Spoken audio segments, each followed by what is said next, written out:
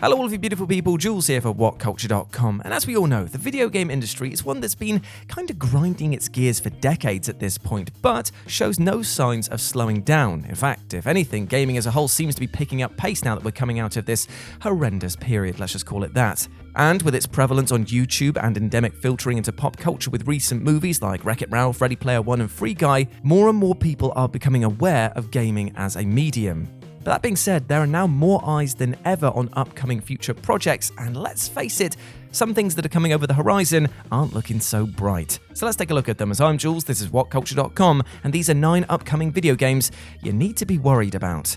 Number 9, Scorn. Announced in November 2014, Ebb Software got tongues wagging with pre-alpha footage of this visceral-looking survival horror. Following a skinless humanoid in a bio-organic world straight from the playbook of H.R. Geiger, the game was set to be released as a PC and Xbox Series X exclusive in autumn 2021. More footage and gameplay trailers furthered the anticipation for fans of the gross and macabre, and expectations built up and up and up in the run-up to the announced release. Sure enough, however, said release has been pushed back to 2022 with no real reason given by the studio. Despite a huge amount of promise from a visual standpoint, questions can always be asked when a game's development transcends a console generation, and the frustrating lack of detail both in terms of the release date and progress in development is turning this into a game which turns stomachs for more than just the obvious reasons. Number 8, Legacy. The latest offering from Snake Oil salesman Peter Molyneux's 22 Can studio, which brought us such bizarre disappointments as Curiosity, What's Inside the Cube and Godus Legacy, is a game inspired by the infamous director's 1984 sim game, The Entrepreneur. Announced in 2019, the game appears as a construction sandbox/business management sim, and early footage does seem to show off a colourful world with an interesting premise for those of us enthralled by the sim genre. But that being said, these are the sort of tentative expectations that were similarly battered about when talking about the painfully underwhelming Godus in the early 2010s, and it does really remain to be seen as to whether anything being advertised is a realistic depiction of what is exactly going to be released. Considering that the game is still without a prospective platform and release date after 2 years, and that 22 Cans underwent an undisclosed number of layoffs in 2021, this may be yet another Molyneux game which replaces worry with resigned apathy. Number 7, Dead Space Remake. A roaring success at release, Visceral Games' Dead Space introduced gaming fans to Isaac Clarke, sci-fi's, unluckiest engineer, and the Necromorphs, Lovecraftian nightmare fuel made out of nothing more than razor-teeth pulsating sinews and trouser-soiling hunger. Following a seminal sequel and a decidedly middling third outing, the franchise has been silent for many years before finally getting the green light for a remake in July 2021. So far, so wonderful, you might think, but the gaming industry has changed a great deal since 2008, and the architect of many of the more distasteful elements of the landscape is none other than Dead Space's publisher, EA. Notorious for their profitable but predatory microtransactions, EA have promised that Dead Space will contain none of this widely despised feature, unlike the remake's predecessor, Dead Space 3, but we can't help but look at the embarrassingly similar pledge made by Activision about Crash Team Racing Nitro Fuel back in 2019, and that little grain of doubt, like market-induced psychosis, can only fester and grow. Number 6, any new first-person shooter IP. Long after its early MS-DOS days, the first-person shooter has been a gaming staple for generations. Successive generations, however, have wildly changed the dynamic of these games. With the rise in popularity of online multiplayer, single-player narrative has often been left crying for a med pack in a forgotten corner of the game engine, with Call of Duty's Black Ops 4 removing the feature altogether. With multiplayer being so lucrative, questions have to be asked as to who can blame the studios, as what real incentive is there to innovate these games short of updating graphics and weapon configurations? Worse still, with titles like Call of Duty and Battlefield sucking up so much air in the room,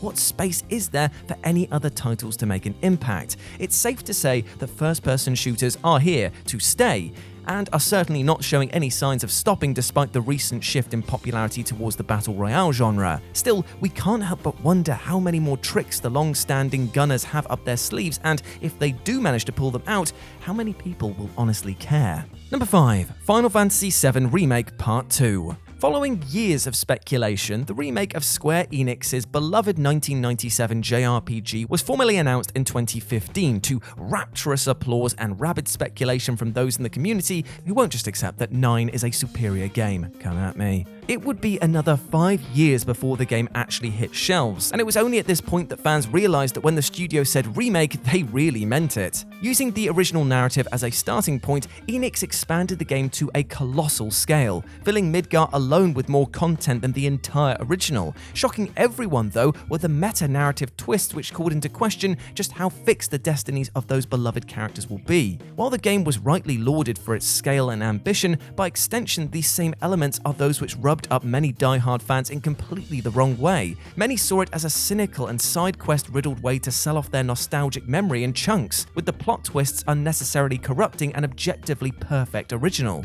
The inevitable sequel is surely on the mind of every Final Fantasy fan, and for many, it is with a tinge of worry and a fair few questions. How far down the rabbit hole will this narrative go? How much bloat will be piled into this beloved title? And how many chapters will Enix bleed out in the pursuit of such infuriating convolution? Number 4. WWE 2K22. Oh, 2K Sports. After years of churning out cosmetic reskins of the same sports franchise and charging us full price for the privilege, it was only a matter of time before the wheels came off. And came off they did in pretty spectacular fashion. To call WWE 2K20 a PR disaster would be like calling the coronavirus a bit of a concern. Riddled with more bugs than a compost heap, characters would randomly teleport, find themselves stuck in a time loop, bend in impossible directions, or even fall through the world entirely. The backlash from this technical train wreck of a game was enough for 2K to rethink their whole yearly sports franchise model, and 2K21 was shelved altogether.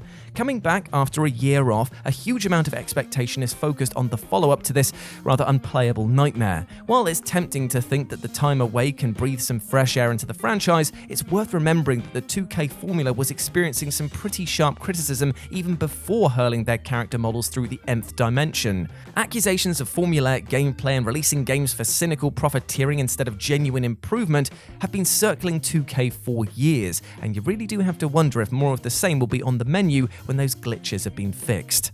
Number 3. Vampire the Masquerade Bloodlines 2.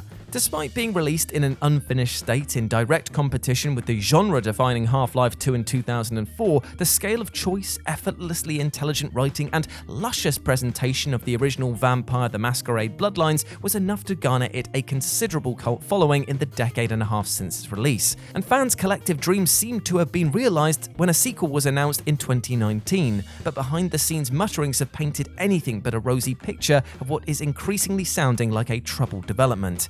Initially touted for a release in Q1 of 2020, the game was pushed back to later in the year to fix glitches. This wasn't the last stumbling block for the game though, as it preceded a host of staff firings, including Brian Mitsoda, the narrative designer who worked on the original game, as well as the creative director. Following even more dismissals, Paradox pushed the release back again to early 2021 before removing developer Hardsuit from the project altogether. Such significant behind-the-scenes shakeups with multiple teams can often be the death knell of a game, and with no new release date announced, the idea of Bloodlines 2 being referred to as upcoming grows increasingly more speculative. Number 2. Whatever Konami decide to do with the Silent Hill IP. Next to Resident Evil, you'd struggle to find a survival horror game more influential than Silent Hill. The pasty little goth boy next to Capcom's gun-toting thrash rocker, the game has been very quiet in recent years, whilst the latter largely goes from strength to strength following the 2017 reboot in Resident Evil 7. And why the silence? Well, anyone with a passing knowledge of the gaming landscape knows that the coffin was sealed following the acrimonious falling out between publisher Konami and video game auteur Hideo Kojima, and the shelving of the wildly anticipated Silent Hills. 7 years later, we are still without any forward momentum on the franchise, but reports seem to have been gathering a substantial amount of momentum over the last year, with indications that multiple games could be in development, with horror-loving studios like Until Dawn's Supermassive Games and Layers of Fear's Bluebird team potentially attached. Whatever levels of excitement this may inspire though, following up on the terrifying legacy of the original trilogy is going to be a tough job for any developer. Not only that, following the heartbreak of Silent Hills' cancellation, the question has to be asked, will anything live up to what might have been? And number 1, Grand Theft Auto 6. Following the colossal success of the hyper-controversial GTA franchise throughout the 90s and early 2000s, Rockstar completely altered the gaming landscape with their title's fifth entry in 2013. Undoubtedly, the most expansive outing to date, the sheer breadth of the game is still giving people new things to find all of these years later, adding to the eye-watering replayability of the experience through the introduction of the MMO elements with GTA Online, allows this world to constantly evolve as players scratch their criminal itches in this online sandbox of utter chaos. With such monumental and continued success, including ports on 3 different console generations, many have wondered whether a 6th installment in the franchise is even necessary. Nevertheless, rumors do indicate that GTA 6 is indeed in development, even if Rockstar themselves are not the ones to admit it. Details are sketchy and changeable at best, although more recent reports paint the story of a deeply troubled production. Rumor has it that the game may be entering some sort of development hell, as story and game elements have changed multiple times as far back as 2019, with sources saying that 6 may be the most chaotic project Rockstar have ever developed, and the looming shadow of its predecessor. It's a title that the whole community is watching with a tentative sense of dread. And there we go, my friends. Those were 9 upcoming video games you need to be worried about. I hope that you enjoyed that, and please let me know what you thought about it down in the comments section below. As always, I've been Jules. You can go follow me over on Twitter at RetroJ0, or you can swing by Live and Let's Dice, where I do all of my streaming outside of work, and it'd be great to see you over there, my friend. But before I go, I just want to say one thing. Hope you're treating yourself well with love and respect, because you deserve all the best things in life, and do not let anything or anyone else tell you otherwise, alright? Go out there and absolutely smash it.